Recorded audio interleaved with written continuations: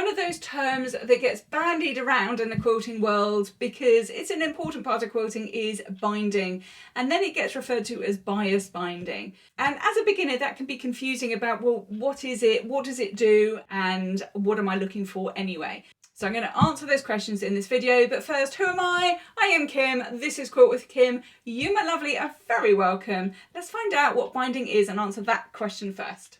So yeah, what is binding? Well, binding is the strip that goes around the edge of your finished quilt, and it gives your quilt a finish. But it does have an important job to do. You see, when we are making our quilt, we start with a quilt sandwich. We have our quilt top, which is demonstrated here by my light blue fabric. That will be equivalent to this star or this disappearing line patch here, or indeed here. And then we have our wadding or our batting in the middle. That's exactly the same thing. And then we have our backing fabric on the back.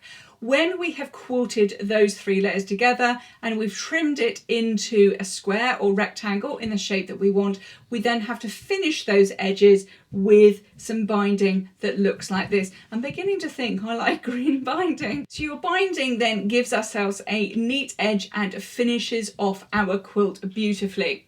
So think of it just like a picture frame, really. So your picture frame can show off whatever is going on in the middle of your quilt.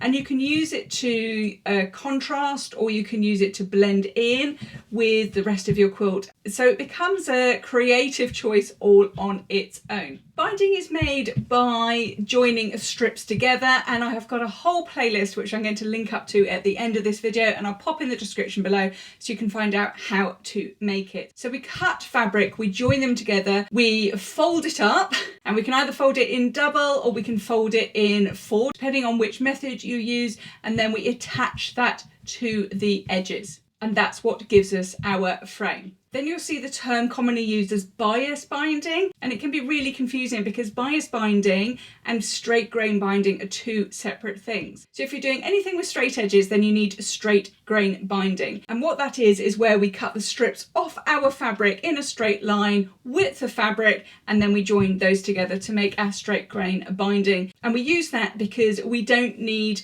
to manipulate it around corners. However, if you are doing anything circular, like my pot holder here, then you need to cut on the bias, because fabric on the bias has a stretch to it. If you try to put straight grain binding, which is what this is made of, on a round project, you will end up are you ready for this? You'll end up with something akin to that.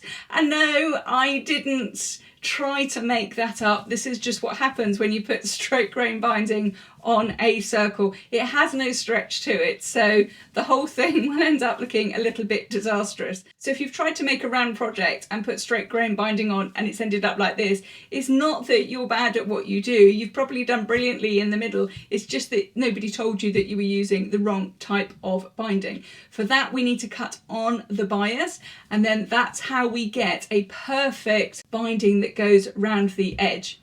If you don't know how to cut fabric strips on the bias, I've got a whole video on exactly how to do that, which again, I will link up in the description below, but it is also in my playlist on binding. When we attach binding, we're generally looking to attach from one side first and then stitching it down on the other side. And that depends on whatever it is that is the ultimate goal of what you're making, and also the effect that you're after.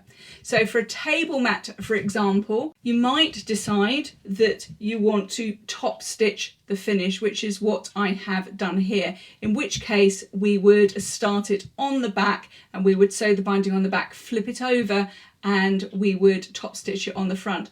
Or you might decide that you want to have no top stitching like this one here, in which case we've started on the front and we have slip stitched, so we've hand finished on the back. So the choice is yours really about which method you choose. Generally, people tend to do a hand finish on a quilt and then maybe top stitch for table mats. But I don't think there's any hard and fast rule.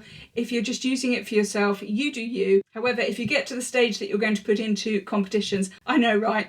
Maybe not quite now, but if you enter exhibitions in the future and you enter competitions, they will need you to hand finish with an invisible slip stitch on the back.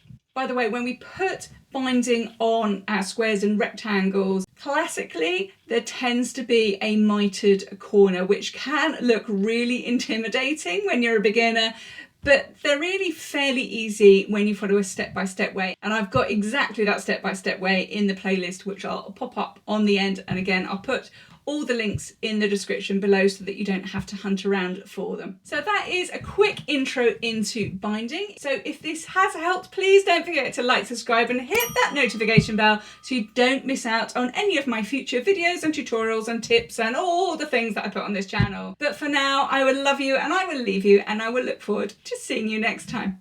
Bye for now.